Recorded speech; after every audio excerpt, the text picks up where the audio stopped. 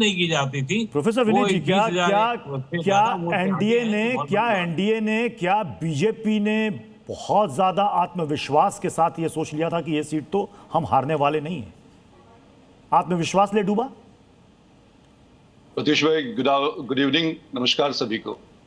आज तो पैनल पे विपक्ष को देख के मजा आ रहा है कि बाछें खिली हुई है उनकी। अब तो कम से कम ईवीएम और वोट चोरी का ठिकरा तो नहीं फोड़ा जाएगा। और हम बड़ी सहजता से और बड़ी विनम्रता से, ठीक है अगर ये हार हो जाती है, अभी तो 2-3 राउंड बाकी हैं, तो हम उसको स्वीकार करेंगे। देखिए, ओवर कॉन्फिडेंट नहीं थे हम लोगों ने, मेहनत काफी किया है और मेहनत तो दिखा भी है। लेकिन ठीक है, जनता का जो भी निर्णय होता है, लोकतंत्र में जनता जनार्दन होती है, उनका जो निर्णय है वो सिर माथे पे है। विवेचना का समय, हम लोग ड्राइंग बोर्ड पे जाएंगे, हम लोग फिर से देखेंगे उस चीज को लेके। लेकिन प्रशांत किशोर के बारे में मुझे बस एक चीज कहना है कि मुझे लगता है कमोबेश यही चीज वो लेके 2025 के विधानसभा चुनाव में भी आए थे। प्रशांत 238 सीट पर लड़े थे, एक भी सीट जीत नहीं पाए थे।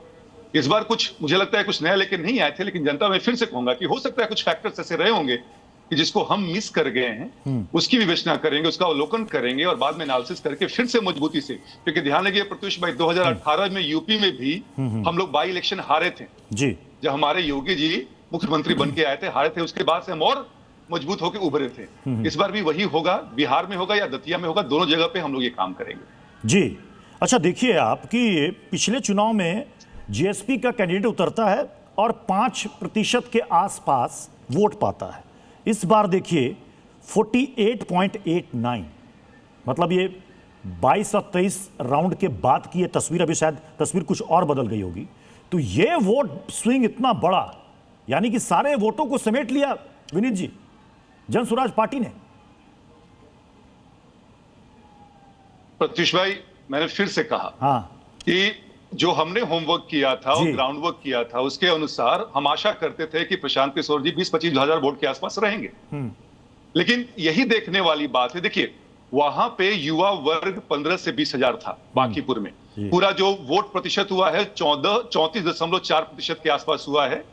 तो उसके बाद भी अगर उनको ज्यादा वोट आता है तो हमें ये देखने की बात है कि कहां हमसे मिस हुआ है, कौन सा समाज और कौन सा तबका हमसे छूटा है जो हमसे किसी भी मामले में ज्यादा एक्सपेक्टेशन रखता है। प्रीति जी, क्या कैंडिडेट के चयन में कुछ गलती हो गई?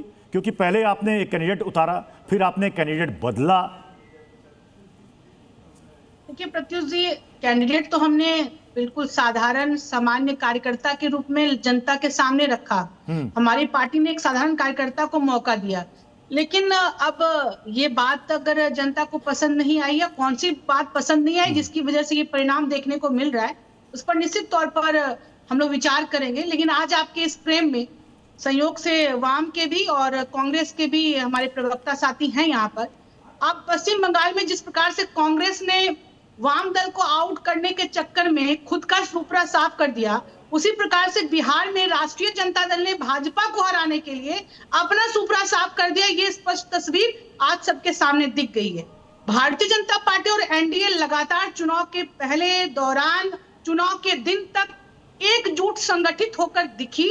जनता के बीच हम लोग जाने का कार्य हम लोगों ने किया और लोगों को अपनी जो भी विकास की योजनाएं हैं उसके बारे में लोगों से चर्चा करने का कार्य किया। बिल्कुल संगठित और समन्वय बना करके हम लोगों ने ऐसा काम किया। लेकिन वहीं दूसरी तरफ बिहार में पूरा विपक्ष बिखरा हुआ नजर आ रहा है। अभी फ्रेम में तो हमारे सम्मानित कांग्रेस के भी साथी